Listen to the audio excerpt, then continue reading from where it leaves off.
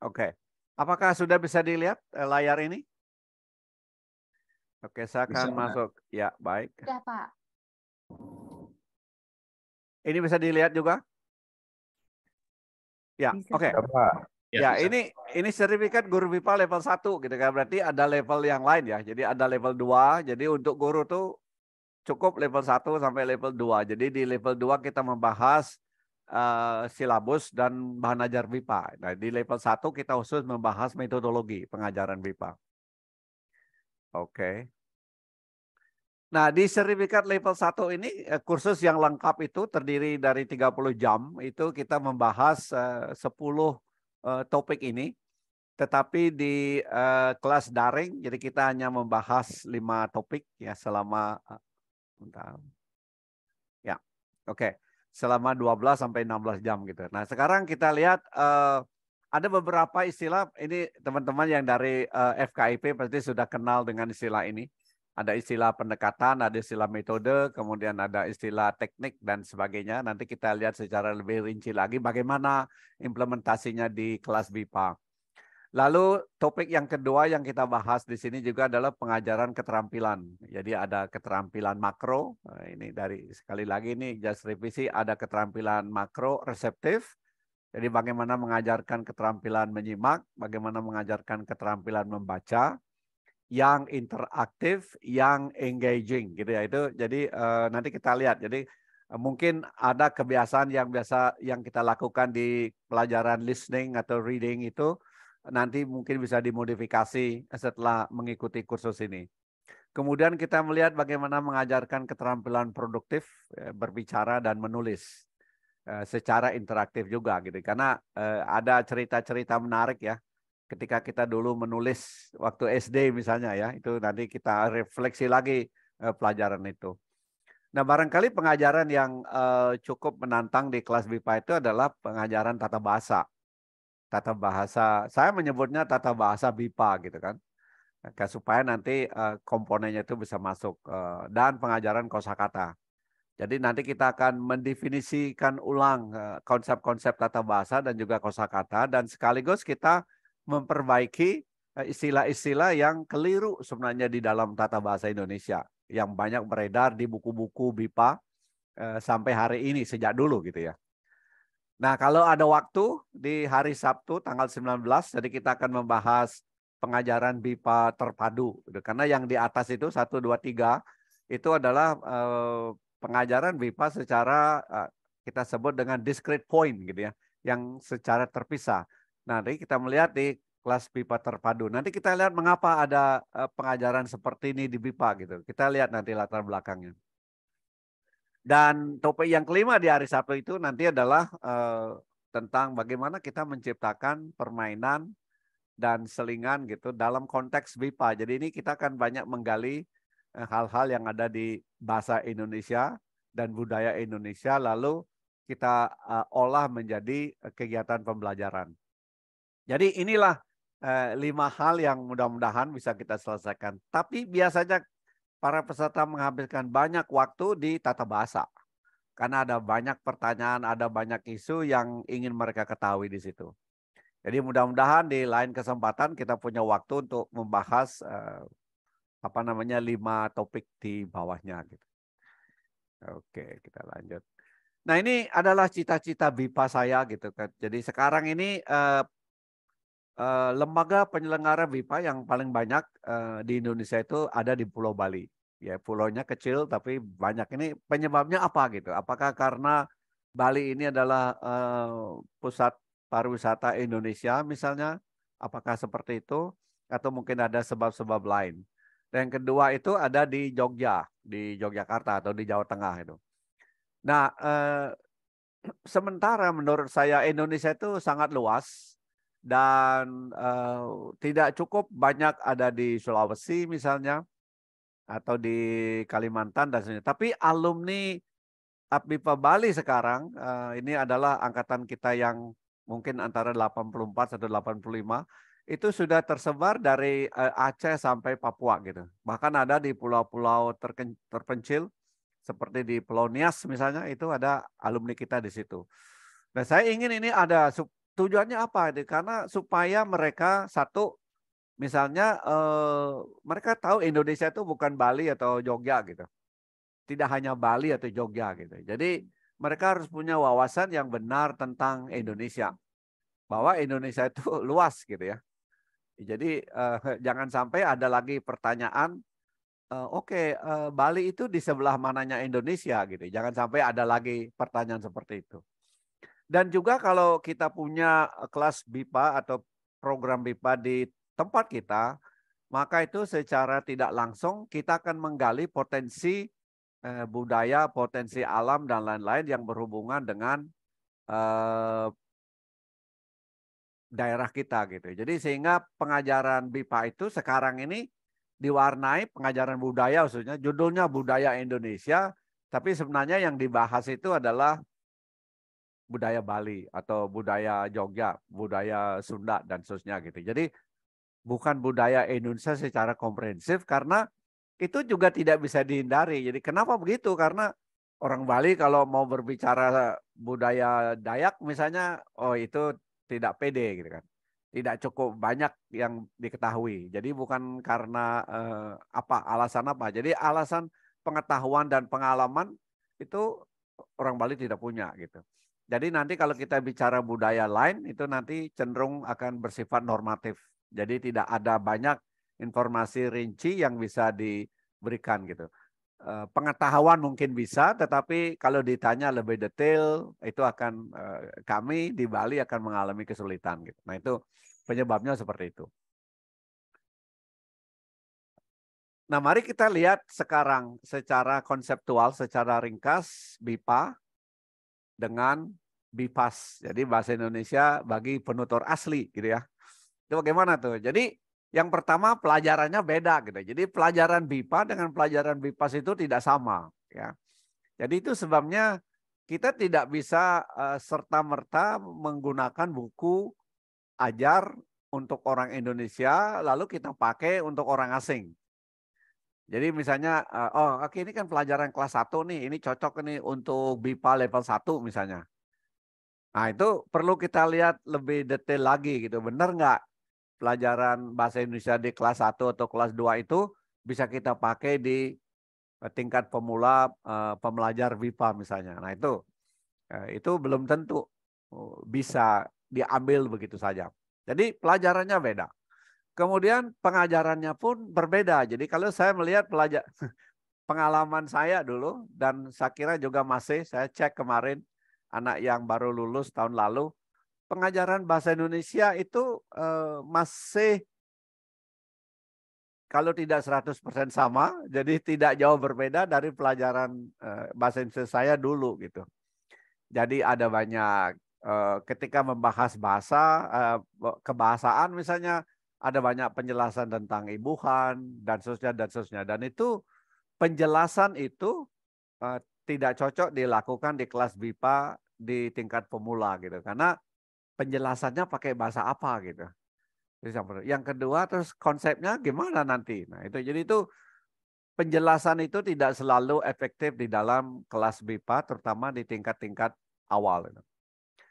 Penguasaannya pun, nah penguasaannya bagaimana gitu. Jadi kalau di pengajaran BIPA itu penguasaan, jadi kata menguasai itu di ABIPA Bali kita memberikan definisi seseorang bisa menguasai kalimat, kata dan sebagainya itu kalau yang bersangkutan kapan mereka perlu kalimat itu, kapan mereka perlu kata itu, maka akan keluar otomatis. Nah di kelas bahasa asing misalnya, kita tahu kata tertentu gitu, tetapi kata itu tidak pernah keluar dalam bahasa Inggris kita gitu. Di bahasa Indonesia misalnya, mereka belajar kata pergi, mereka belajar kata berangkat misalnya. Tapi saya hampir tidak pernah mendengar siswa BIPA atau pembelajar BIPA yang sudah tingkat tinggi pun menggunakan kata berangkat. Oh dia sudah pergi ke kantor gitu kan. Dia sudah pergi ke Bali gitu. Padahal sebenarnya pergi ke kantor dan berangkat ke kantor itu secara tata bahasa itu berbeda. Jadi pergi ke kantor dan berangkat ke kantor itu maknanya tidak 100% sama gitu. Tapi siswa cenderung menggunakan pergi gitu. Nah, entah apa penyebabnya gitu kan. Nah, itu. Jadi mereka tahu kata berangkat itu. Nah, itu. Kemudian bahan ajar dan buku ajarnya juga tidak sama. Jadi mungkin kalau belum punya ya nanti saya akan kirimkan bahan ajar yang dibuat di Indonesia atau buku ajar yang dibuat di Indonesia. Itu konsep BIPA-nya tidak begitu jelas gitu. Jadi ada pelajaran bahasa Indonesia tapi kebipaannya di mana gitu. Apa bedanya pelajaran ini, pelajaran bahasa Indonesia ini dibandingkan dengan pelajaran BIPA. Jadi saya selalu menanyakan konsep BIPA-nya di mana. Jadi Indonesian as a foreign language. Itu saya selalu menanyakan itu gitu. Jadi di mana konsep BIPA-nya gitu. Jadi ada deskripsi banyak tentang bahasa Indonesia gitu, tetapi konsep BIPA-nya di mana gitu. Nah, itu yang saya selalu mempertanyakan hal-hal seperti itu. Lalu pembelajarnya, nah ini mungkin bagi teman-teman yang baru melihat kata pembelajar. Nah, pembelajar itu kalau Bapak Ibu sekarang ini termasuk kategori pembelajar gitu. Karena di Indonesia ada kata pelajar. Pelajar itu kan orang yang belajar. Tapi kan pelajar itu juga disematkan pada orang yang belajar di sekolah ya. Di SMP, di apa namanya, di SMA itu pelajar atau siswa gitu. Nah, pembelajar itu adalah orang-orang seperti kita, tidak lagi siswa, tidak juga mahasiswa, tetapi belajar, tapi mempelajari sesuatu gitu. Nah, itulah disebut dengan kata pembelajar. Jadi nanti akan kita lihat secara linguistik gitu, secara morfologis dari mana datangnya kata pembelajar, dari mana datangnya kata pelajar. Jadi dengan begitu kita akan tahu apa sebenarnya fungsi imbuhan itu. Jadi bukan hanya ditambahkan begitu saja, tetapi ada fungsi-fungsi morfologis yang lain gitu. Kemudian pengajarnya juga beda gitu. Jadi pengajar BIPA yang tidak punya pengalaman belajar bahasa asing sampai tuntas seperti kita, itu nanti akan mengalami banyak isu di kelas. Terus yang kedua itu nanti akan banyak ungkapan atau ucapan-ucapan yang menurut saya itu tidak pas ya. Misalnya dengan mengatakan ini mudah ini, gitu kan. Pelajaran ini mudah gitu. Atau sebaliknya ini sulit gitu. Dan lain sebagainya gitu. Jadi pengajar yang ideal itu adalah ya satu ya, seperti kita dia sudah pernah belajar bahasa asing dan mengajarkan bahasa asing. Kemudian dia kalau bisa dia juga melihat orang asing atau observasi orang asing yang mengajarkan BIPA gitu. Itu satu. Yang kedua kita juga bertemu dengan orang asing yang bahasa Indonesianya bagus. Jadi kalau kita mengamati orang asing yang bahasa Indonesianya bagus, lalu kita akan menggunakan analisis kebahasaan kita, linguistik kita tentang pola kalimat yang dia pakai, struktur kalimat yang dia pakai, pelafalan yang dia kuasai. Jadi kita bisa belajar banyak dari orang-orang asing seperti ini gitu. Nanti kita akan lihat kalimat yang paling sulit di dalam BIPA bagi orang asing itu seperti apa gitu. Jadi ada kalimat-kalimat yang di dalam bahasa Inggris itu sangat mudah, tapi dalam bahasa Indonesia menjadi sangat sulit bagi orang asing. Ada bunyi-bunyi yang di bahasa Inggris punya mereka, tapi ketika di bahasa Indonesia mereka mengalami kesulitan yang luar biasa gitu. Jadi kesulitan-kesulitan itu bukan karena tidak ada di bahasa mereka, tetapi juga ada, tetapi tetap sulit gitu. Nah itu nanti akan kita lihat di dalam konteks tata bahasa dan juga di dalam konteks kosakata. Nah ini adalah hal-hal yang membedakan pengajaran atau pembelajaran bahasa Indonesia bagi penutur asing dan bahasa Indonesia bagi penutur asli seperti kita gitu. Jadi tidak bisa serta-merta itu kita pakai gitu, tidak bisa. Karena itu nanti akan menimbulkan banyak isu gitu.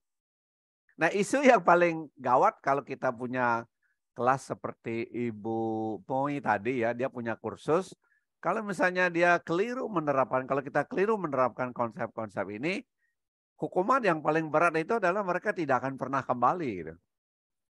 Jadi itu yang akan menjadi hukuman. Jadi mereka tidak akan mengatakan A, B, C, D, tetapi begitu selesai tingkat pemula dia tidak akan kembali lagi untuk tingkat berikutnya gitu. Karena itu pengalaman yang kurang menarik buat mereka. Jadi itu hukuman paling berat yang akan diterima oleh orang atau pengajar BIPA mandiri terutama ya. Tapi kalau Anda mengajar di lembaga itu biasanya isunya berbeda. Oke. Ada istilah program BIPA. Jadi di BIPA Bali kita punya program BIPA. Nah, di dalam program BIPA itu ada bahasa Indonesia. Jadi komponennya ada bahasa Indonesia. Jadi kita melihat di sini ada bahasa Indonesia, ada pelajaran apa budaya diisi dengan melukis karena instrukturnya itu berbicara dalam bahasa Indonesia, tapi kegiatannya melukis. Jadi saya bawa ini yang mengajar bukan guru BIPA ya. Ini yang mengajar memang pelukis profesional. Bagaimana melukis membuat lukisan Bali gitu. Jadi itu tapi menggunakan instruksinya menggunakan bahasa Indonesia dan seterusnya gitu. Kemudian komponen lain sekarang ABIPA Bali punya program bersama Arizona State University, lalu ditempatkan di Pusat Bahasa Universitas Ngurah Rai. Jadi kenapa di sini ada logo Pusat Bahasa Universitas Ngurah Rai? Karena ABIPA Bali punya program dengan Arizona State University, kemudian ditempatkan di Pusat Bahasa Ngurah Rai. Arizona State University itu adalah salah satu universitas terbesar di Amerika dengan jumlah mahasiswa tatap mukanya itu sekitar 75.000 orang. Ditambah mahasiswa online itu sekitar 30.000. Jadi total itu student body-nya sekitar 100.000 gitu. Jadi kampusnya besar sekali gitu. Nah, itu bisa punya project dengan ABIPA Bali. Nah, itu nanti kita bisa bicara ya, terutama untuk misalnya di Politeknik kemudian di Unmu. Bagaimana kita bisa mendapatkan project seperti itu. ABIPA Bali juga punya project dengan UCLA, University of California, Los Angeles. Itu sejak 2015. Bagaimana gitu. Jadi itu juga kami tempatkan di Pusat Bahasa.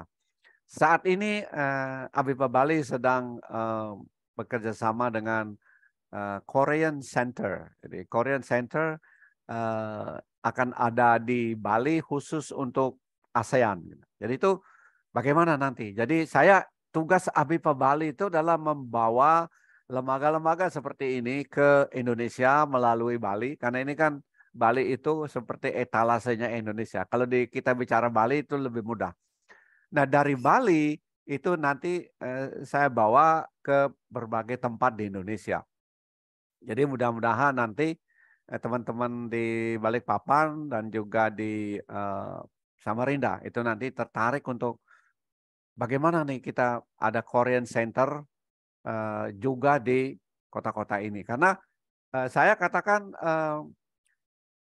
saya bilang ini Korean Center ini kan Korean Center Indonesia gitu kan. Nah kalau Korean Center Indonesia hanya berkiblat di Bali, saya bilang itu keliru. Kalau judulnya Korean Center Indonesia itu harus ada di seluruh Indonesia gitu. Jadi dimulai dari Bali kemudian dibawa ke berbagai tempat di Indonesia. Nah itu tugas dari ABIPA Bali. Nah itu adalah program BIPA. Nah program komponen BIPA lain yang kita miliki itu adalah keluarga angkat gitu. Nah sehingga program BIPA di Bali itu ada bahasa Indonesia, ada keluarga angkat, kemudian ada budaya, lalu juga ada yang disebut dengan tutor. Ya tutor itu adalah mahasiswa kita yang menemani mahasiswa asing ini untuk berpraktik bahasa Indonesia. Jadi ini saya kira sangat bagus bagi mahasiswa jurusan bahasa Inggris gitu misalnya atau yang belajar bahasa Inggris lalu punya partner orang asing yang belajar bahasa Indonesia. Jadi mereka nanti bisa saling melengkapi. Tidak dari segi linguistik tetapi juga dari segi informasi kebudayaan, informasi-informasi lain. Nah, itu nanti yang bisa kita kembangkan di dalam program BIPA gitu. Nah, kemudian ada kelas BIPA gitu. Nah, kelas BIPA ini adalah hanya pelajaran bahasa Indonesia gitu. Lalu gurunya ini yang kreatif membawa kelas BIPA ini keluar gitu. Keluar entah jalan-jalan, pergi ke pasar atau belajar melukis dan seterusnya. Tapi ini kelasnya BIPA gitu.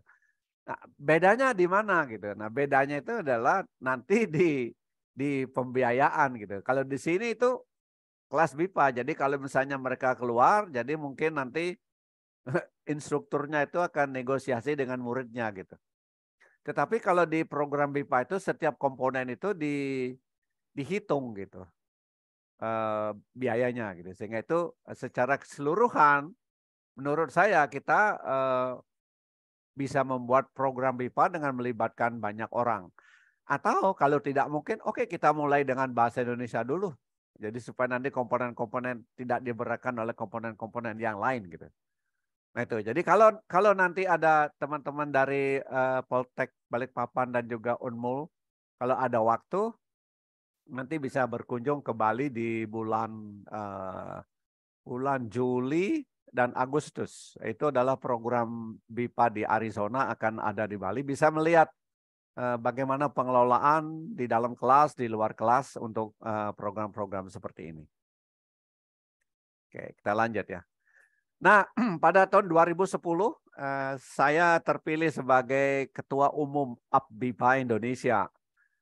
APBIPA Indonesia itu lalu pidato pertama saya itu adalah tentang trilogi pengembangan BIPA nasional waktu itu. Karena di saat itu ada gonjang-ganjing gitu ya. Jadi program BIPA di Indonesia ini seperti apa ke depannya, mau bagaimana dan sebagainya itu tidak jelas gitu. Sebagai praktisi BIPA saya berkontribusi tentang konsep ini bahwa BIPA itu adalah ilmu. Jadi ada 3 hal, BIPA sebagai ilmu. Semua orang Indonesia bisa belajar BIPA dan oleh karena itu bisa menjadi pengajar BIPA.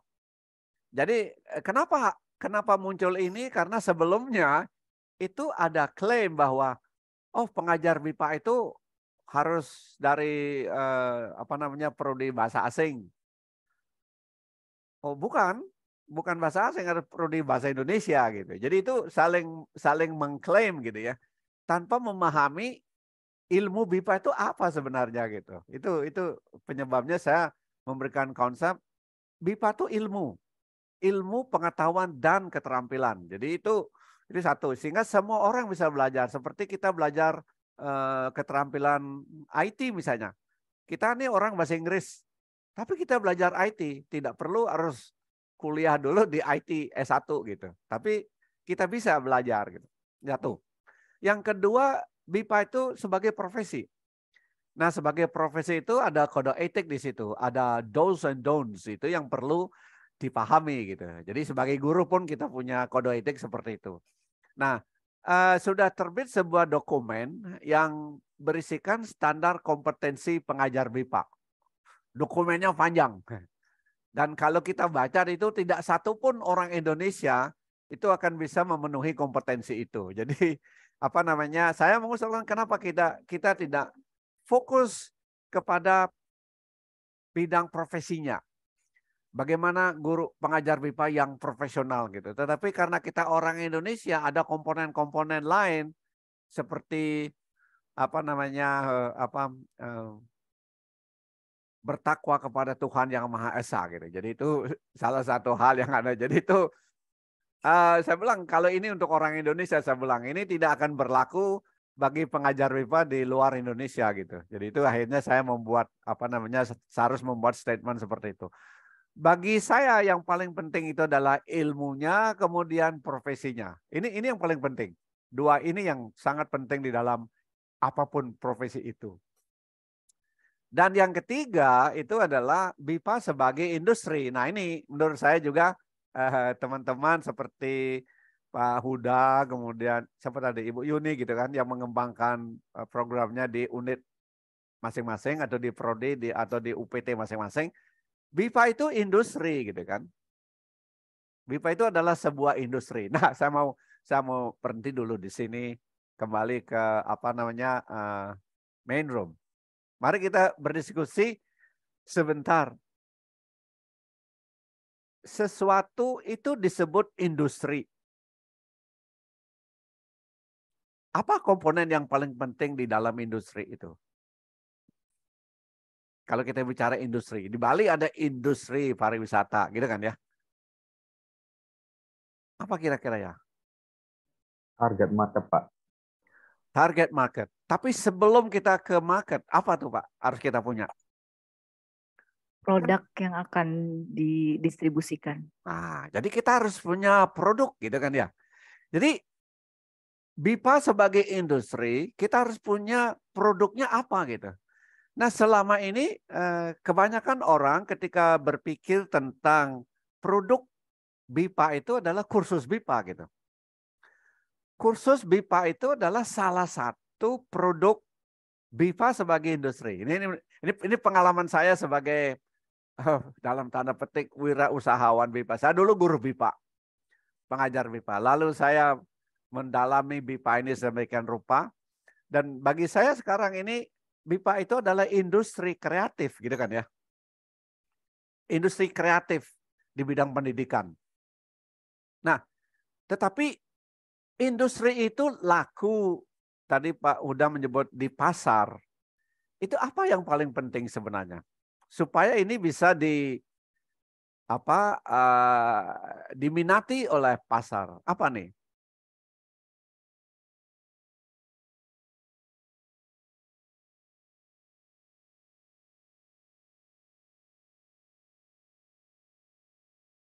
Ada kira-kira? Supaya orang mau beli nih produk kita. Kualitasnya. Terima kasih Ibu Sekta. Oscar, Pak. Ibu Oscar, oke. Ibu Oscar. Ya, jadi bisnis itu bukan profit gitu kan ya. Nomor satu bukan profit gitu. Karena kalau profit itu kecenderungannya kita mungkin akan gagal gitu. Kalau profit. Pikirannya boleh begitu. Tapi action kita yang pertama itu adalah bagaimana industri itu berkualitas gitu. Jangan khawatir, saya tidak khawatir dengan harga mahal. Hari ini orang Indonesia tidak lagi mencari barang murah. Gitu ya. Tidak lagi mencari barang murah, tidak lagi. 10 tahun, 20 tahun yang lalu kalau orang lihat barang, cari yang lebih murah gitu kan. Kalau sekarang tidak. Sekarang orang Indonesia ini punya kecenderungan mencari barang yang berkualitas. Harga itu nomor sekian, gitu kan? Nah, itu berkualitas. Jadi oleh karena itu yakinkan program BIPA kita itu kualitasnya bagus, lebih bagus daripada kompetitor kita. Karena ini bisnis berarti juga ada kompetitor. Pastikan itu bagus, jangan khawatir dengan harga mahal gitu. Karena kalau ada barang sekarang murah, orang nggak beli. Ini pasti tidak bagus gitu ya. Dan kalau kita bicara tentang ini, seperti di Bali itu ada banyak restoran, harga kaki 5, kualitas bintang 5. Itu nggak ada itu. Jadi tidak mungkin kita bisa membuat program BIPA berkualitas bintang 5, lalu dijual dengan harga kaki 5. Itu pasti orang tidak percaya gitu. Sekarang ya, nah itu. Begitu kita menyebut program, sekarang kalau saya meeting dengan orang-orang dari luar, apa nama ininya kampusnya atau organisasinya, namanya ini, langsung dia ketik, langsung di search di Google. Oh ada, kemudian dicari, dipertanya, kemudian semuanya kampusnya dilihat semua. Jadi tidak bisa lagi seperti dulu gitu.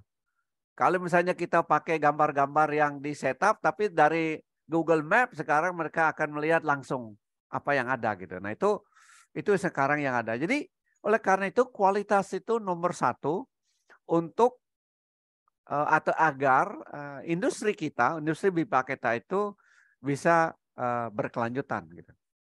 Nah, itu.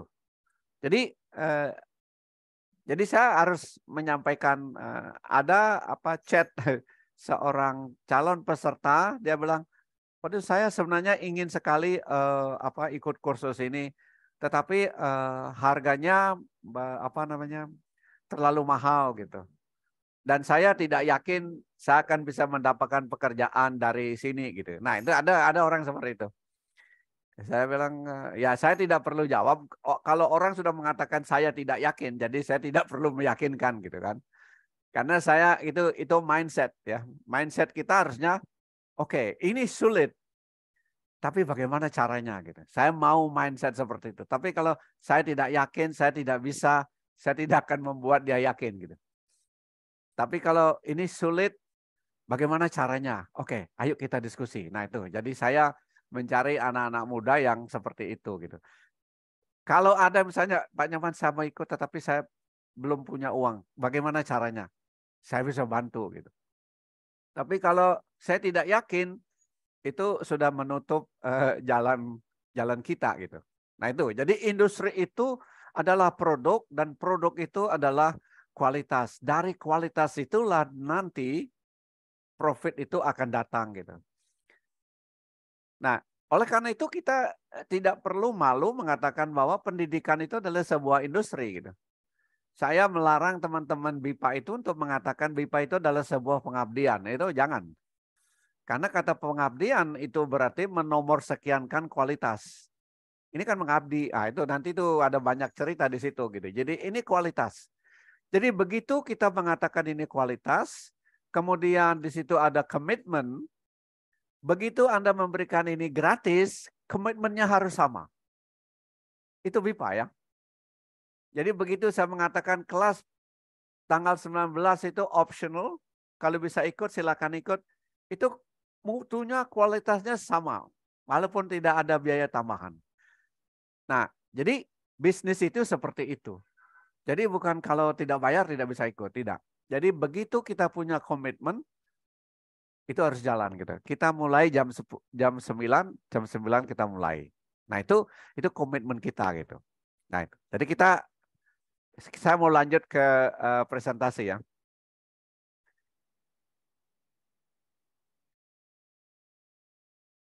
Ya. Nah, untuk apa sebenarnya pengembangan trilogi ini? Jadi tujuannya itu adalah untuk melakukan standarisasi mutu program BIPA. Silabusnya, bahan ajarnya, pengajarnya dan sebagainya itu harus standar gitu. Nah, sekarang ini ada standarisasi, tapi standarisasi itu dibuat sesuai dengan keinginan, bukan sesuai dengan best practice gitu kan. Jadi kita harus membuka dulu best practice-nya apa ini BIPA ini. Nah, dari situlah kita membuat standar. Nah, ini yang harus kita garap dulu lebih baik. Gitu ya. Oke, kita lanjut.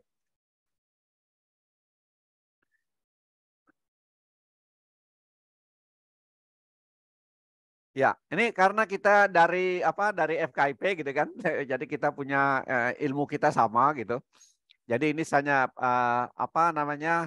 rangkumannya saja karena ini harus konsisten di dalam pengajaran BIPA itu ya, bahwa pendekatan itu adalah akan menentukan metode kita, lalu metode kita itu akan menentukan teknik kita. Jadi pendekatan itu adalah mindset kita, definisi kita yang sifatnya aksiomatis. Jadi seperti rumus gitu. Itu sebenarnya saya menyebut ini definisi kita.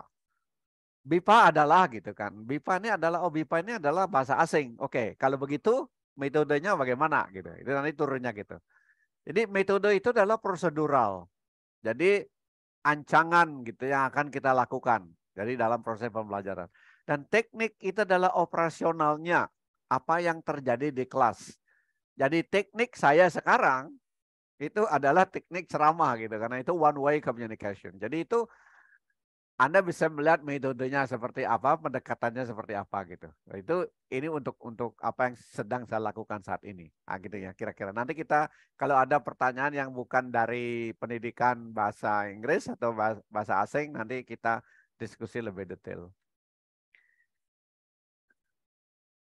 Nah, metode itu perlu ya karena atau metodologi itu perlu karena metodologi salah satu komponen di dalam pembelajaran. Jadi supaya kita bisa melihat sistem di situ.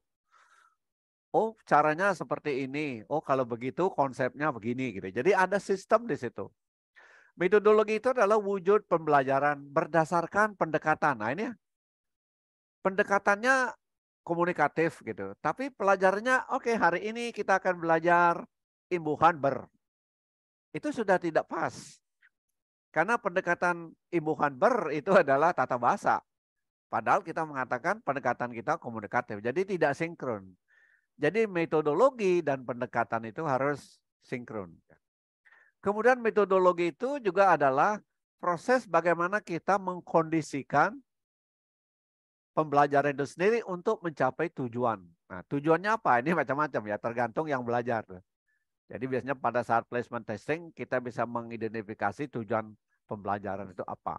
Apakah komunikasi, apakah untuk tes UKBI atau UKBIPA dan seterusnya. Nah, itu di situ peran metode itu. Nah, apa yang atau siapa yang menentukan metodologi itu? Kalau di Indonesia itu metodenya ditentukan atau metodologi itu ditentukan oleh otoritas yang lebih tinggi ya. Misalnya kebijakan pemerintah, kebijakan sekolah, kebijakan pengajarnya gitu. Kemudian orientasi pembelajarannya itu apa? Apakah mau bekerja di Indonesia, mau meneliti di Indonesia dan seterusnya. Kemudian apakah belajar orientasi itu sesuai dengan kebutuhan mereka gitu. Jadi kalau dia ingin meneliti, yang diteliti itu adalah anak jalanan, berarti pelajaran bahasa Indonesianya atau BIPA-nya nanti itu adalah bahasa Indonesia sehari-hari. Tapi kalau nanti dia harus membuat laporan ke pejabat setempat yang ada di Indonesia karena itu adalah penelitian resmi, maka dia akan bertemu dengan bupati, wali kota, dan seterusnya, pejabat atau kepala dinas misalnya harus belajar bahasa Indonesia yang baku atau yang akademik gitu. Sama seperti kita belajar bahasa Inggris itu akademik, bukan bahasa Inggris sehari-hari gitu. Lalu di dalam pembelajaran itu selalu ada keterbatasan. Bapak Ibu, saya dari 2016 saya mengajar di Amerika di kampus Arizona State University. Ruang kelasnya itu ya sama dengan ruang kelas kita sekarang. Ada wifi, ada overhead projector segala macam. Persis sama dengan kelas kita. Tapi selalu ada yang kurang gitu ya. Nah, pembelajaran BIPA di Indonesia itu menurut saya tidak perlu mengikuti fasilitas yang begitu komprehensif seperti di kampus di luar. Sekarang sudah. Karena nanti siswa BIPA itu ingin belajar di tengah sawah gitu. Kita ingin belajar pertanian lalu kita pergi ke sawah. Tidak perlu kita membawa overhead projector di situ. Jadi dimanapun dan kapanpun kita tidak akan pernah memiliki ruang atau situasi yang ideal untuk pembelajaran kita. Itu tidak akan pernah itu. Selalu ada keterbatasan. Nah, guru yang baik itu adalah guru yang mampu menangani keterbatasan mereka. Jadi jangan minta dulu tidak ada AC, sudah dipasang AC, terus minta ini lagi terus akan terus seperti itu gitu. Oleh karena itu yang perlu ditingkatkan itu adalah bagaimana kita menyiasati setiap situasi yang di dalamnya selalu ada keterbatasan. Gitu. Juga pesanan gitu ya. Pak Nyoman, saya ingin siswa saya ini belajar tentang bahasa yang dipakai di pertambangan. Jadi saya pernah mengajar presiden direkturnya Freeport ya, waktu dulu masih menjadi Freeport, itu 2018. Itu dia terbang dari Papua lalu pergi ke Bali untuk belajar bahasa Indonesia yang berhubungan dengan pertambangan gitu. Jadi kita itu nanti kalau di bahasa Inggris ada ESP, English for Specific Purposes. Jadi di BIPA juga ada ISP, Indonesian for Specific Purposes. Jadi kalau nanti beruntung mendapat, saya pernah punya proyek dengan Kedutaan Amerika. Jadi mereka belajar tentang bahasa Indonesia yang dipakai di kedutaan. Khususnya itu yang berhubungan dengan ada yang di bidang ekonomi, ada yang di bidang interview visa misalnya. Jadi bagaimana tuh bahasa Indonesianya? Itu jadi selalu ESP gitu kan. Nah itu. Jadi nanti kita melihat ini. Kemudian pembelajarnya dan pembelajar. Oke, sekarang ada kata baru. Tadi ada kata pelajar, ada kata pembelajar, ada kata pembelajar gitu kan. Nah, nanti di kelas tata bahasa kita melihat ini apa bedanya pembelajar, pembelajar, dan pelajar. Jadi secara singkat, ini orang yang belajar, kita ini, yang ibu bapak yang sedang belajar, ini pembelajar, dan pembelajarnya itu hari ini adalah saya gitu. Nah itu Nanti di tata bahasa kita bahas ini bedanya di mana, kenapa bisa begitu dan seterusnya gitu ya. Oke.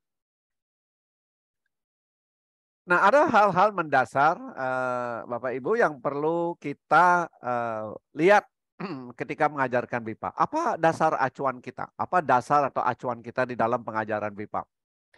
Dari segi metodologis, apakah pendekatan komunikatif, apakah pendekatan budaya, apapun itu. Dasarnya harus kuat. Apakah kita menggunakan buku ajar, atau kita menggunakan kurikulum yang kita buat sendiri, kemudian materinya juga kita buat sendiri. Nah, itu selalu ada acuan yang perlu kita pakai gitu. Nah, sayangnya sampai hari ini kalau nanti Bapak Ibu pergi ke Jakarta, ke kota-kota besar yang ada di Indonesia, coba pergi ke toko buku terbesar di kota itu, lalu cari buku ajar BIPA. Nah, kalau tidak menemukan itu di rak mereka, coba cari di rak di toko Periplus. Nah, di Periplus itu biasanya di situ ada buku BIPA, tapi harganya itu pakai dolar. Nah, ini kembali ke BIPA sebagai industri ya. Jadi industri BIPA itu bukan hanya kursus BIPA, tetapi bagaimana nanti setelah kita punya pengalaman yang cukup menulis buku supaya itu bisa menjadi pegangan. Buku BIPA yang bagus hari ini, saya harus mohon maaf kepada Bapak Ibu semua, itu tidak terbit di Indonesia dan tidak ditulis oleh orang Indonesia. Jadi buku-buku yang bagus, yang cocok kita pakai hari ini, saya menemukan satu ada di Australia. Kemudian ada juga di Universitas Hawaii. Itu di situ buku-buku yang ditulis, buku BIPA ditulis di situ itu bagus, serius gitu. Buku-buku di Indonesia belum bisa saya rekomendasikan untuk dipakai di luar negeri. Nah, itu sayangnya masih seperti itu. Oke. Kemudian pembelajarnya ini siapa gitu. Nah, nanti kalau kita punya pembelajar yang berlatar belakang bahasa Inggris misalnya, itu akan sangat berbeda kalau pembelajarnya itu tidak berlatar belakang bahasa Inggris. Itu nanti yang dari bahasa Inggris itu nanti mereka akan lebih banyak bicara, lebih aktif, lebih agresif dalam tanda petik. Yang non bahasa Inggris dari Asia misalnya dia lebih kalem, jadi lebih sabar dan seterusnya gitu. Pengampunya siapa atau pengajar atau pembelajarnya siapa gitu. Apakah ini berlatar belakang bahasa asing seperti kita atau tidak gitu. Kalau kita punya bahasa asing sekali lagi itu kita punya nilai plus gitu ya. Tapi kurangnya adalah kita mungkin belum menguasai secara lebih komprehensif kebahasaan atau aspek-aspek linguistik bahasa Indonesia. Berarti kita perlu menambah di situ. Nah, itu tidak terlalu sulit bagi kita.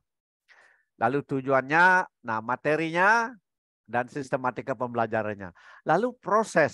Nah, ini 6-7 ini adalah metodologi yang akan kita lihat nanti lebih secara konkret gitu ya.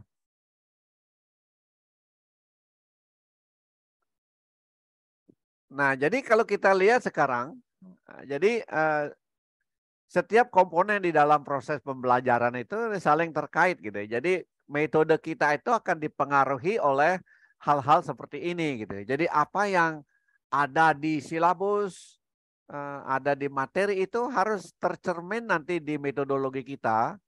Dan apa yang ada di metodologi kita itu nanti harus juga tampak di evaluasi, di kegiatan belajar dan sebagainya. Jadi kalau misalnya di kegiatan metodologi kita di kelas itu tidak pernah melakukan kegiatan menjodohkan misalnya, lalu tiba-tiba di tes kita ada menjodohkan, itu pasti menjadi pertanyaan buat mereka gitu. Itu apa namanya? Pertanyaan mereka, oh Pak Nyoman kita belum pernah melakukan ini gitu. Yang tidak disampaikan kenapa lalu Anda mencantumkan tes ini gitu. Jadi sebenarnya itu yang masih menggantung gitu. Nah, jadi kita harus secara detail apa namanya mendata apa yang kita lakukan di kelas. Kemudian juga nanti secara detail harus menghubungkan apa yang dilakukan di kelas dengan evaluasi. Itu nanti kalau tidak nanti itu menjadi masalah gitu. Mereka akan komplain gitu kan. Gitu. Oke. Nah, oleh karena itu pertanyaan kita sekarang itu adalah bagaimana sebenarnya kita mengajarkan BIPA gitu ya. Jadi bukan mengajar BIPA ya. Jadi ini sekarang yang perlu kita perbaiki. Yang pertama itu yang benar adalah bagaimana kita mengajarkan BIPA gitu. Nah, bagaimananya itu adalah eh, baga- bagaimana supaya pelajaran BIPA itu satu menarik gitu ya. Harus menarik dulu. Pelajaran itu apapun yang kita ajarkan, yang pertama komponennya harus menarik. Kalau tidak menarik, maka hal-hal lain tidak akan terjadi. Nah, gitu ya. Nanti kita akan lihat ya, mengapa harus menarik. Kemudian bagaimana guru mengaktualisasikan pembelajaran, mengkondisikan dan menyajikan materi ajar supaya mudah dipahami gitu ya. Jadi jangan menyajikan materi ajar yang sulit dipahami. Jadi materinya sulit, kemudian cara mengajarnya juga sulit gitu. Ini ketika saya jadi mahasiswa itu ada satu mata kuliah di jurusan lain, di jurusan bahasa Indonesia ya, namanya psikolinguistik gitu kan, psikolinguistik. Itu dari 50 mahasiswa yang lulus cuma 3. Jadi saya tanya dosennya kan, zaman saya dulu sudah jadi dosen itu luar biasa. Saya tanya, karena saya dari jurusan bahasa Inggris, jadi saya berani pertama kepada jurusan dosen bahasa Indonesia. Pak, ini kenapa kok banyak yang nggak lulus Pak gitu? Jawabannya adalah, ya psikolinguistik itu mata kuliah yang sangat sulit man, dia bilang gitu. Nah itu dalam hati saya jawab, iya kalau sudah sulit kenapa tidak dibuat menjadi lebih mudah? Pengajarannya maksud saya. Jadi kontennya sulit tapi pengajarannya menjadi lebih mudah. Dalam hati saya gitu. Dan saya selalu mengingat ini ketika saya menjadi guru. Jadi misalnya pelajaran tentang tata bahasa imbuhan me, itu kan sulit itu. Jadi ada apa alomorfnya yang panjang sekali. Jadi saya punya satu halaman itu tentang imbuhan me. Itu saya harus membuatnya menjadi lebih mudah gitu. Dan yang pertama dibuat itu adalah lebih menarik gitu. Karena kalau tidak menarik, yang lain-lain tidak bisa masuk gitu. Nah, untuk apa? Supaya siswa bisa memahami, mengonstruk, menyerap dan menguasai. Jadi tidak sekedar mengerti gitu. Karena nanti kalau kita cek ya, coba cek mahasiswa kita tuh. Ini bahasa misalnya ya, saya sekarang sedang mengajarkan bahasa Indonesia untuk di Fakultas Hukum ya. Jadi situ kita belajar istilah-istilah hukum. Jadi saya bertanya, oke, ini ada istilah misalnya obstruction of justice gitu. Apa bahasa Indonesianya? Gitu. Oh, dia tahu. Coba buat kalimat sekarang dengan menggunakan obstruction of justice. Tidak bisa gitu. Tapi kalau dia baca nanti kalimat, dia tahu itu gitu. Nah, itu mahasiswa kita seperti itu sebagai bahasa asing. Dia tahu kata itu, tapi dia nggak pernah pakai. Jadi seperti tadi saya jelaskan, siswa BIPA tahu kata berangkat, tapi nggak pernah pakai. Yang dia pakai itu pergi. Nah, gitu ya. Atau kita suruh mahasiswa itu bikin kalimat dengan kata tertentu, dia bisa. Tetapi itu tidak pernah keluar gitu. Atau ketika mau keluar, dia juga nggak bisa. Karena menguasai itu artinya memahami, kemudian bisa menggunakannya, dan kata itu, ungkapan itu akan keluar pada saat diperlukan. Gitu. Jadi ibarat kita nih, kita punya buku banyak sekali. Saya ingat nih, saya punya nih buku tata bahasa BIPA. Tapi di mana itu ya gitu kan? Gitu. Karena saking banyaknya buku yang kita punya, jadi kita tidak tahu buku itu di mana. Ketika kita perlu, kita tidak bisa mencari buku itu. Jadi ada analogi seperti itu di dalam penguasaan. Oleh karena itu, metodologi kita harus bisa menjawab hal-hal seperti ini di dalam pengajaran BIPA. Nah, ini ada anekdot gitu ya. Katanya proses belajar itu ada beberapa. Pernah mendengar ini ya? So tell me I will forget, show me I will remember, involve me I will understand gitu kan. Ini sangat terkenal apa quote sini ya. Cuma masalahnya di dalam pengajar bahasa itu adalah sebuah keterampilan, ada pengetahuan, ada keterampilan. Bahasa sebagai keterampilan itu tidak cukup di tataran memahami ya. Siswa harus bisa menggunakan. Jadi ada namanya can do statement. Jadi pengajaran kita itu harus menjawab can do statement. Ini ada pelajaran BIPA 1 jam. Siswa ini harus bisa apa gitu kan. Bukan tahu apa, bukan paham apa. Jadi sekarang pembelajaran yang baru seperti itu. Siswa bisa apa atau can do statement istilahnya gitu ya. Saya juga menggunakan Arizona juga meminta saya untuk melakukan hal-hal seperti itu. Oke, kita lihat yang lain. Ya, ada lagi orang dewasa katanya dia prosesnya seperti CESL. Ada yang tahu nggak kira-kira T itu kepanjangan dari apa? Bisa ditebak ya kira-kira ya. Teaching English. Teaching English. Oke. Mari kita lihat ya. Ayo masih juga tell me ya. Ya. Jadi tell me itu artinya penjelasan ya. Itu selalu harus ada tell me, harus ada explaining, ya kan? Harus ada explanation. Selalu harus ada seperti itu. Kemudian harus ditambah dengan contoh ya. Jadi tidak cukup dijelaskan, tapi ada contohnya juga. Lalu ada ditunjukkan bagaimana caranya. Show me. Apa kira-kira yang terakhir? Di L. L-nya apa kira-kira nih? Setelah diberitahu, diberikan contoh, ditunjukkan. Apa L-nya kira-kira? Oke. Ya. Let me do it gitu kan. Nah, ini orang dewasa begitu ya. Jadi nanti di kelas itu kita pengajar BIPA tuh kadang-kadang apa ya, overwhelm gitu. Semangat gitu kan. Siswa kita tuh mau membuat kalimat tetapi kata itu sudah di ujung lidahnya gitu. Lalu gurunya sedikit kurang sabar lalu coaching. Coaching tuh langsung memberitahu gitu. Nah, ada siswa yang oke, Pak Nyaman, don't tell me gitu. Sudah di sini, don't tell me gitu. Jadi dia selalu mengatakan seperti itu. Nah, itu biarkan dia mengerjakan sendiri gitu sampai dia oke, saya lupa gitu. Nah, itu baru. Jadi ini perlu. Jadi ini katanya orang dewasa itu cara belajarnya itu seperti ini gitu. Nah, itu. Oke. Nah, oleh karena itu, Bapak Ibu, guru BIPA itu secara metodologis itu harus mampu merancang kegiatan pembelajaran. Kegiatan. Bukan pelajaran, tetapi kegiatan pembelajaran di dalam kelas. Yang menarik, yang pertama nih ya.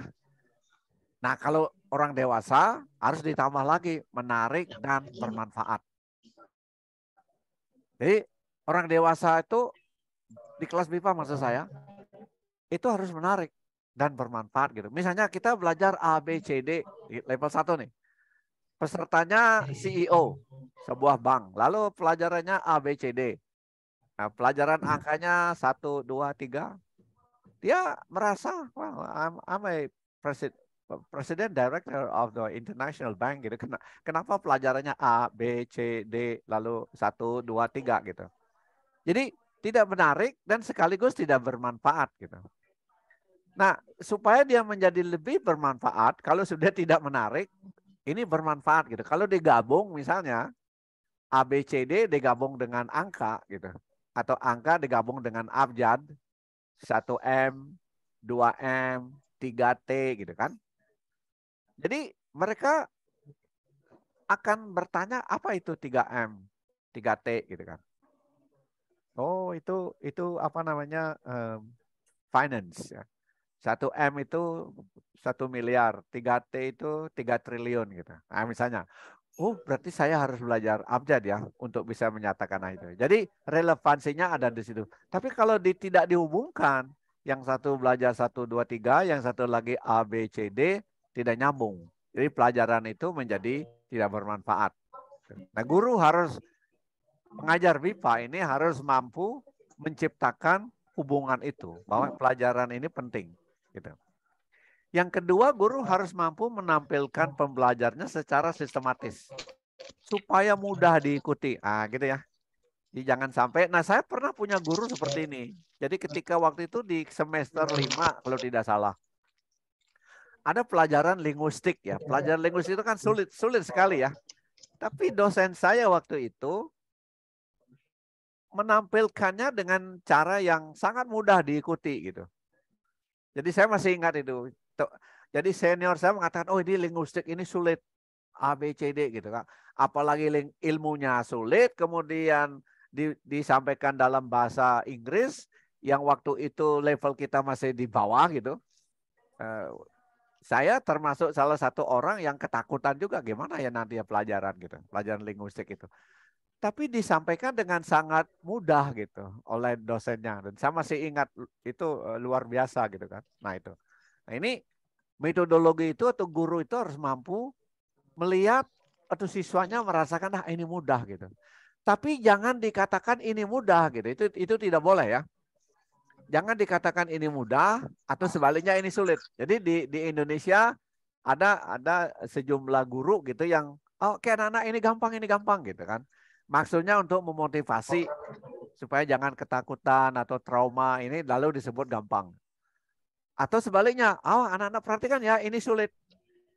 Maksudnya supaya mereka memperhatikan gurunya karena ini sulit dan ini penting.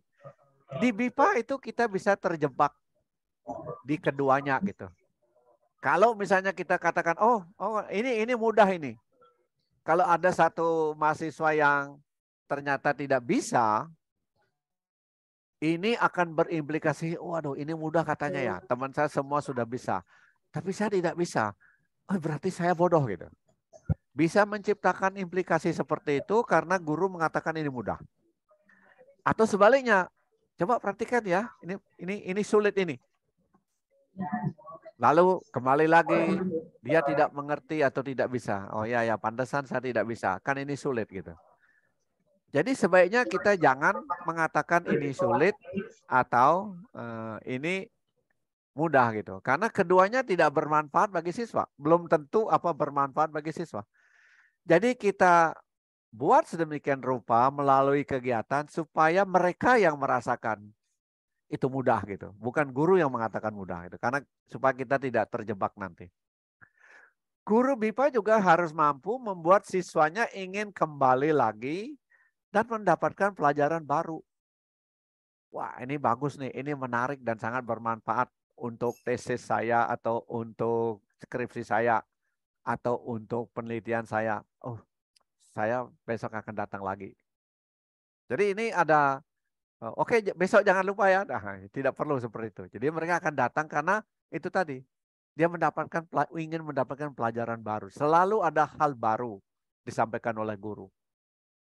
Berikutnya, kita bisa mampu membuat siswa merasa rugi kalau tidak mengikuti kelas kita. Mau diajak bolos, mau diajak kemana, enggak, nanti saya rugi kalau nggak ikut gitu. Karena kelas BIPA itu bayarannya jauh lebih mahal daripada kelas bahasa Inggris. Coba dicek nanti ya. Jauh lebih mahal gitu.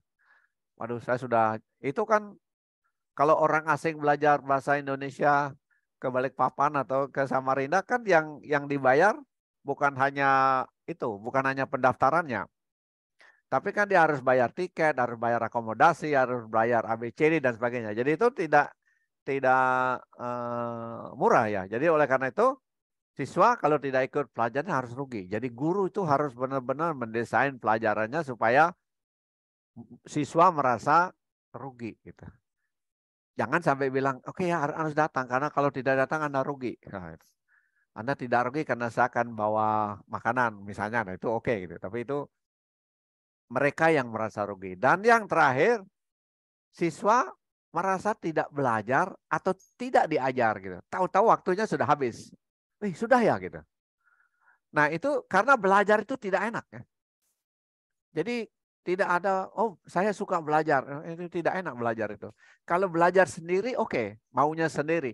Tapi kalau belajar di jadwal itu tidak enak ya. Gitu. Jadi itu, nah hal-hal ini yang perlu kita pikirkan bagaimana supaya siswa kita atau kita bisa melakukan hal-hal 5 hal ini untuk pelajaran BIPA kita. Nah, pengajar BIPA itu juga perlu mengembangkan empati ya terhadap siswa BIPA gitu kan. Jadi misalnya kalau misalnya itu in-country program gitu ya. Saya tidak tahu nih apakah teman-teman di Poltekma atau di Unmul itu sudah punya kelas dari kelas Dharma Siswa misalnya. Yang itu datang dari berbagai negara, itu beasiswa dari pemerintah Indonesia. Bagaimana kalau dia tinggal di Kalimantan, kemudian untuk pertama kali keluar negeri, tinggal di kota kita, belum tahu bahasa Indonesia dengan baik, misalnya. Bagaimana rasanya gitu? Kemudian harus tinggal dengan keluarga Indonesia, yang bahasa Inggrisnya juga tidak bagus-bagus amat gitu. Kebiasaannya juga berbeda, kebiasaan sehari-harinya juga berbeda. Hidup 24 jam dalam budaya asing, jauh dari keluarga, dan tiba-tiba harus mengubah cara hidup mereka. Harusnya makan pakai sendok, harusnya makan pakai garpu dan pisau, sekarang harus makan pakai tangan misalnya. Nah itu bagaimana itu? Biasanya pakai shower, tapi sekarang harus masuk kamar mandi pakai gayung. Harus toiletnya jongkok, duduk, sekarang harus pakai toilet jongkok dan tidak ada tisu di kamar mandi. Ternyata tisunya ada di atas meja makan. Gitu. Nah itu sesuatu yang bisa menimbulkan banyak isu gitu. Jadi oleh karena itu bagaimana nih kelas BIPA ini membantu atau kita sebagai pengajar BIPA ini memiliki ini. Jadi jangan sampai cuma gitu aja. Kan ada air. Jadi jangan sampai kita punya attitude seperti itu. Kita harus membayangkan diri kita itu juga sama seperti mereka. Jadi kalau misalnya biasanya kalau dosen bahasa Inggris itu pasti sudah pernah keluar negeri ya setelah sekian lama menjadi dosen. Bagaimana rasanya keluar negeri pertama kali gitu kan?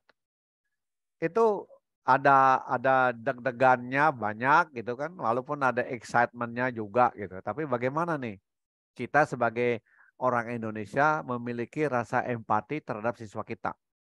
Misalnya gitu. Jadi saking ramahnya nih orang Indonesia ini sering dia kalau berbicara dengan orang asing ada kekeliruan budaya menurut saya. Kita kalau mendengarkan teman kita mengeluh kan kita senyum gitu kan ya. Senyum tuh artinya itu tadi empati, simpati gitu. Tapi kalau siswa kita mengeluh itu tentang kamar mandi, tentang nyamuk, tentang suara ayam, suara burung, jangan tersenyum gitu kan. Jadi kita mendengarnya dengan tidak tersenyum tapi serius gitu. Jadi karena kalau tersenyum gitu kita dianggap nggak serius gitu. Padahal itu budaya Indonesia gitu. Nah, terutama mereka yang baru kali pertama datang ke Indonesia bertemu dengan orang Indonesia. Jadi kita harus bisa kapan harus tersenyum, jangan tersenyum setiap saat gitu. Dan kapan kita tidak tersenyum. Nah itu perlu dikembangkan rasa seperti itu. Oke. Nah, Bapak Ibu di Abipa Bali punya kartu bagi yang berminat. Nanti kita bicara lebih banyak lagi. Tapi mungkin nanti saya sampaikan bagaimana cara memiliki kartu ini ya. Kalau misalnya itu dianggap perlu, siapa tahu nanti pergi ke luar negeri mendapat tugas menjadi pengajar BIPA. Oh, saya nih anggota Abipa Bali punya kartu anggota sebagai pengajar BIPA. Nah, begitu misalnya ya. Nah itu adalah hal-hal yang saya sampaikan di sesi pertama ini ya untuk bagaimana kita mengajarkan BIPA, bagaimana cara pandang kita terhadap BIPA sebagai bahasa asing dan bagaimana mengajarkannya kepada orang asing. Karena tidak benar 100% ketika bahasa Indonesia itu mudah gitu kan ya. Bahasa Indonesia itu mudah gitu. Kita bisa berkata hal yang sama, bahasa Inggris itu pun mudah gitu. Ya kan? Saya bisa membuktikan banyak hal bahwa bahasa Inggris itu mudah. Coba Anda pergi ke Bali, pergi ke Pantai Kuta di sana, atau ke Jimbaran, ke Sanur, objek-objek wisata. Itu ibu-ibu yang tidak pernah sekolah, atau mungkin hanya tamat SD, SMP, itu bahasa Inggrisnya lancar. Nah, sopir taksi itu bahasa Inggrisnya lancar gitu kan. Nah, kalau sampai di situ, kalau sampai di situ levelnya, semua bahasa mudah gitu. Tetapi Kalau sekarang kita belajar, nah itu lebih sulit. Jadi saya termasuk misalnya pernah belajar bahasa Prancis tapi gagal. Itu gagalnya bukan karena bahasa Prancisnya mudah. Ini pelajaran penting bagi saya. Saya itu gagal belajar bahasa Prancis karena gurunya itu merokok gitu. Di gurunya merokok gitu, bukan di dalam kelas, tapi kita satu kantor gitu kan, dia merokok dan baunya keras sekali dan saya tidak bisa menghirup bau itu. Dan ketika dia masuk kelas mengajarkan bahasa Prancis, pikiran saya tuh ini tidak cocok jadi guru. Pikiran saya dulu waktu itu ya, merokok kita kan kalau orang Indonesia itu kan kayak saya kan primitif gitu kan. Perempuan itu tidak boleh merokok di depan umum gitu misalnya gitu tahun ini. Kalau di Sydney dulu saya banyak melihat ibu-ibu di Indonesia merokok juga gitu. Tapi kan tidak di ruangan resmi gitu kan. Jadi saya pernah juga pergi ke Jakarta itu ke gedung tinggi itu pas istirahat itu tangga darurat itu banyak sekali ibu-ibu duduk di tangga berurutan begitu merokok semua gitu. Jadi tapi tidak di dalam gitu. Nah itu jadi karena hal itu jadi saya menjadi gagal belajar bahasa Prancis lalu melihat bahasa Prancis itu sulit gitu kan. Tulisannya sulit, bunyinya sulit gitu. Jadi akibat itu lalu timbul turunan yang lain. Jadi ketika kita salah menampilkan bahasa itu, maka akan terjadi hal-hal lain yang tidak kondusif terhadap pembelajaran gitu. Saya dulu pelajaran yang paling sulit waktu SMP itu adalah namanya ilmu ukur ya atau apa namanya geometri. Paling sulit gitu. Bukan karena sulit ternyata tapi karena gurunya galak sekali gitu. Jadi 1 tahun itu saya selalu mendapat angka itu di bawah 4. Bayangkan itu 4 itu. Semua orang. Nah lalu tahun kedua gurunya diganti. Gurunya diganti itu saya selalu mendapat nilai 9 di raport gitu. Jadi berbeda sekali. Jadi cara kita menampilkan itu gurunya tidak terlalu pintar. Guru yang kedua. Pintar geometri maksud saya. Tapi mengajarnya tuh pintar sekali gitu. Nah itu yang saya suka gitu. Jadi itu guru itu dan membuat pelajaran itu menarik dan mudah gitu. Jadi ternyata yang membuat siswa itu suka itu atau pinter suka pelajaran tertentu itu bukan karena pelajarannya sebenarnya. Kenapa suka bahasa Inggris itu? Karena bahasa Inggris itu tidak ya. Gurunya, saya suka gurunya gitu kan. Jadi termasuk juga kalau tidak suka dengan pelajaran tertentu juga karena gurunya gitu. Jadi saya berharap nanti saya mau tanya nanti siapa yang suka pelajaran bahasa Indonesia dulu waktu SD, SMP, dan SMA gitu kan. Dan saya bisa tebak kalau suka itu kayaknya karena gurunya. Kalau tidak suka juga karena gurunya gitu. Jadi berdosa kali kita ya kalau nanti sampai orang asing tidak suka bahasa Indonesia. Karena kita punya misi tertentu di situ gitu. Oke. Baik. Sampai di sini apakah ada komentar atau tambahan dan lain-lain sebelum kita beristirahat? Oke, Ibu Noni silakan. Ya, Om Swastiastu, selamat pagi Pak Nyoman Riasa, salam kenal Pak. Ini baru pertama, suara saya terdengar Pak Nyoman? Oke, ini baru pertama kali Pak saya ikut pelatihan BIPA Pak. Dan baru pertama kali, tapi saya tertarik Pak dengan penjelasan Pak Nyoman Riasa. Yang menjadi pertanyaan saya ada beberapa nih Pak. Yang pertama tadi Bapak menjelaskan mengenai ada 3 kata kunci dalam pembelajaran BIPA, pendekatan, metode, dan teknik ya Pak ya.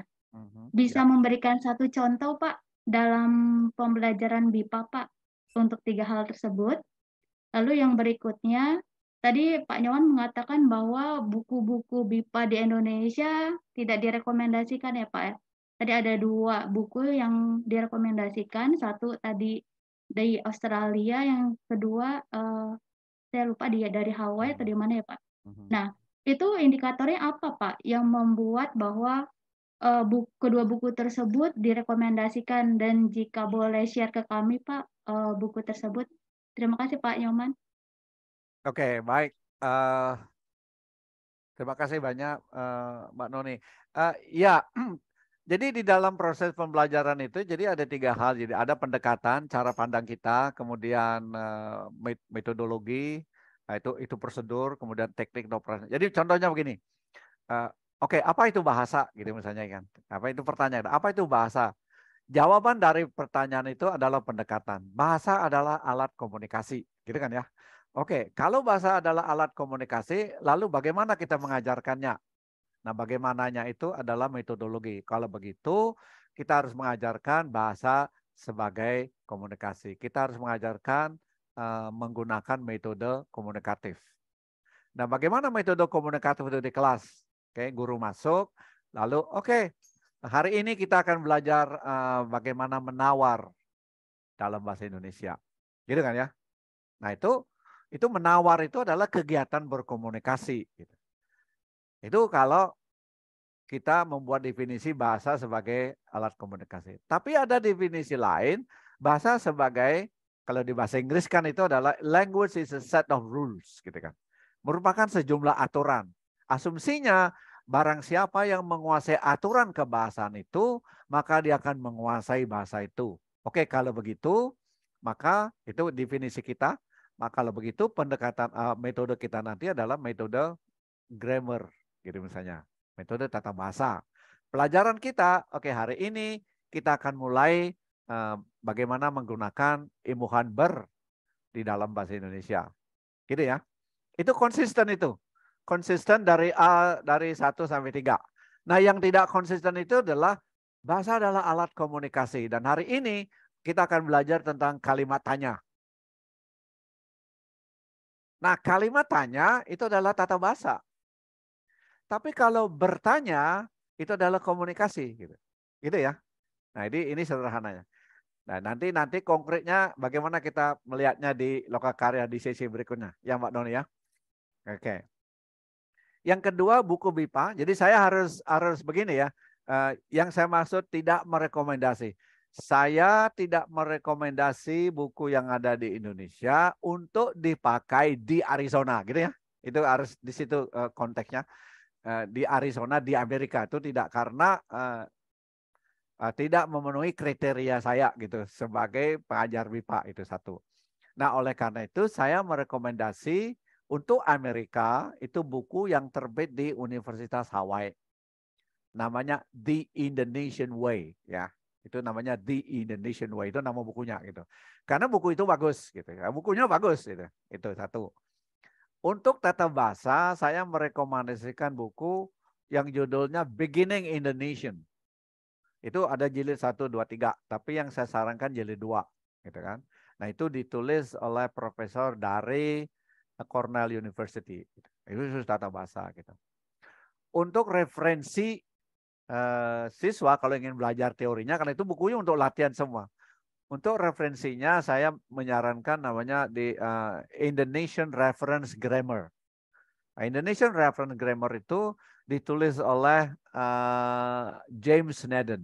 Nah, James Naden ini adalah dosen di Universitas Griffith di Brisbane. Mungkin sudah pensiun sekarang beliau gitu. Sampai hari ini saya belum menemukan buku referensi tata bahasa yang lebih bagus dari itu gitu. Nah, yang dari Indonesia belum gitu. Saya berharap sebenarnya karena di Indonesia ini ada banyak ahli bahasa Indonesia dan seterusnya. Tapi kemungkinan kenapa itu tidak terjadi di Indonesia adalah konsep BIPA-nya belum dikuasai dengan baik. Jadi dulu ada profesor dari Atmajaya ya, karena tapi sudah almarhum beliau, namanya Profesor Dr. Sunyono, lupa saya kepanjangannya, Sunyono bla bla bla bla gitu ya. Nah, beliau menulis kalau tidak salah di Indonesian Patterns of The Sentence Patterns of Indonesian, kira-kira gitu judulnya ya. Nah, itu lumayan lumayan bagus gitu ya. Tapi saya tidak tahu apakah buku itu beredar. Nah itu, dan itu jadi konteksnya sekali lagi Saya tidak merekomendasikan buku yang saya tahu yang ada di Indonesia sekarang untuk dipakai di Arizona gitu. Tapi saya berikan kalau Anda mau silakan gitu. Tapi karena Arizona harus membeli buku itu gitu. Nah, oleh karena itu saya membeli buku yang memang disukai oleh sesuai dengan cara mereka berpikir. Kira-kira gitu ya, Pak Noni ya. Oke, Baik, baik. Pak Nyoman, terima kasih. Ada lagi yang lain? Oke. Baik, kalau tidak ada kita istirahat dulu ya. Kita akan istirahat 10 menit. Setelah kita kembali nanti kita akan mencoba bagaimana kita mengajarkan keterampilan berbicara di dalam kelas itu sesi kita yang kedua 10 menit dari sekarang. Oke, sampai nanti ya. Baik Pak, masih. Baik Pak.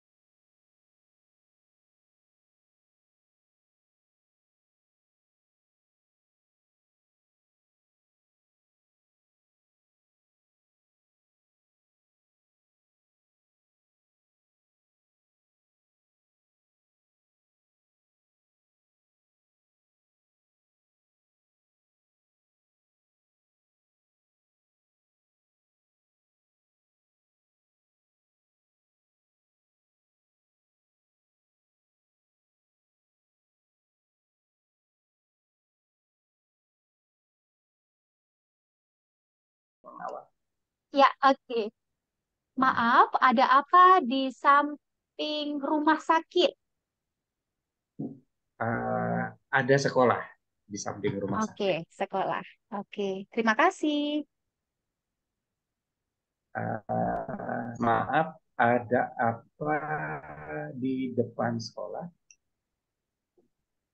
Di depan sekolah ada bioskop. Bioskop. Maaf, ada apa di samping masjid? Masjid.